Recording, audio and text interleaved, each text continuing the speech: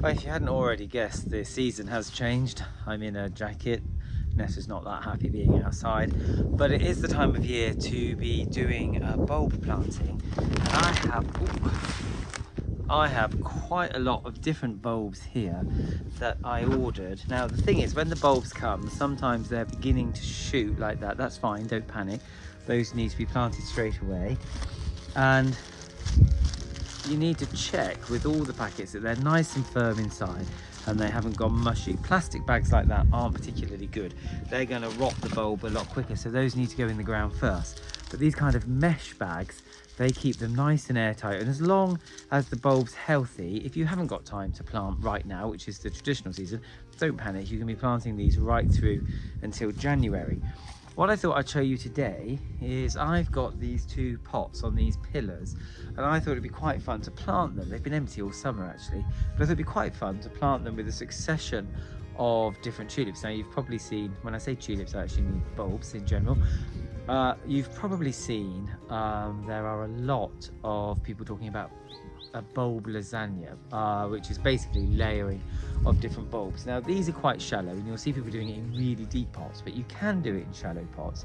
And the theory is that you plant big bulbs deeper down, medium, so deep here, medium-sized bulbs, and then shallow bulbs at the top, and also you plan them so there's a succession of flowering from January all the way through until April, late May, depending on the temperature. Now the easiest thing to do that with are crocus, narcissus and tulip, which is what I've got here.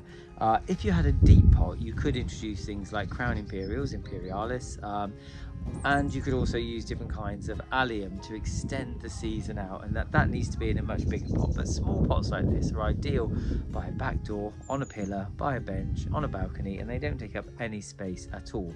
If you wanted to, you could plant one now, cover the top with moss, and give that as a nice gardening gift at the end of next month. Anyway, so to do it is really simple. In a shallow pot like this, you can put a layer of gravel at the bottom if you wanted to, but if you've got, like this, a big drainage hole, you don't really need to. It's going to be absolutely fine. So what I'm going to do is put a small layer, because these are quite shallow, both of them, you can see are really shallow, a small layer of about 1 inch of multi-purpose peat-free compost. So you see I've got that there. Now, because these are going to be the same, I might as well do both at the same time so that I don't run out of one type of bulb. So I put just firm that soil down a little bit. Now the first thing that I'm going to be using is tulip apricot parrot. Now parrot tulips I absolutely love because they look perfect in pots. They look absolutely awful in the ground as far as I'm concerned, because they're very big, they're very blousy, they're very exuberant. In the pot you can nicely secure them, you can give them a bit of support if you need to, and they look really, really gorgeous. So I'm using apricot parrot. It's the first time actually. Normally I always go for the same black parrot, Angelique, all of the traditional ones, but I thought here I might try something different. Now in each bag, let me check, I've got 12, so I'm going to put 1 bag in each pot. Now the important thing to do is to make sure that the bulb is the right way up. Now with a tulip it's easy because there's always a stumpy bit where the root is, and the tip is always tapering. So I'm going to put them in evenly spaced. Just give them a little nestle into the pot. One side done.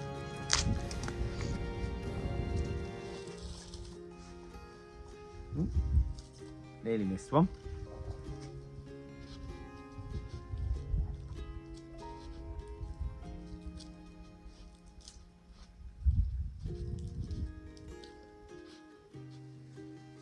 And you can see I've evenly spaced those around so that they've got plenty of room. Onto those goes a nice layer of the compost.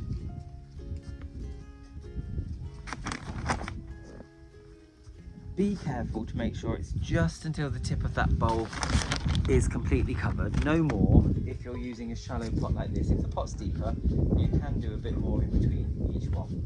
Okay, so that's tulips. Now, I'm going to be putting Narcissus WP Milner with those, and I've got 2 bags of those, 10 of each, so exactly the same. In they go. Just fiddle those around.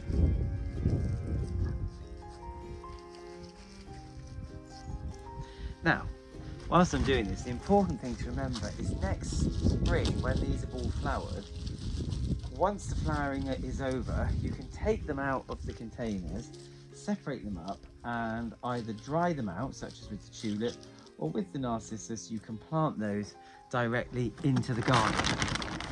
On goes another layer of soil. Well, peat-free multi-purpose compost.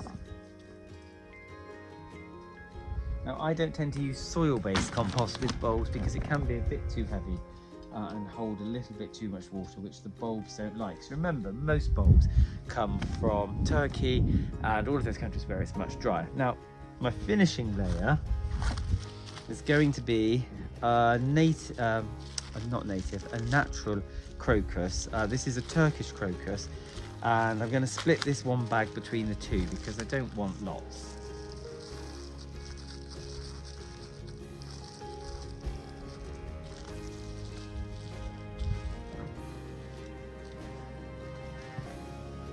Give those a nice rearrange on top so that they're the right way up. Now, the crocus actually have begun to shoot their first leaves because they actually, depending if it's an early crocus, will have foliage all the way through winter. Now, once I've got those, I do top up with a nice layer of compost, firm down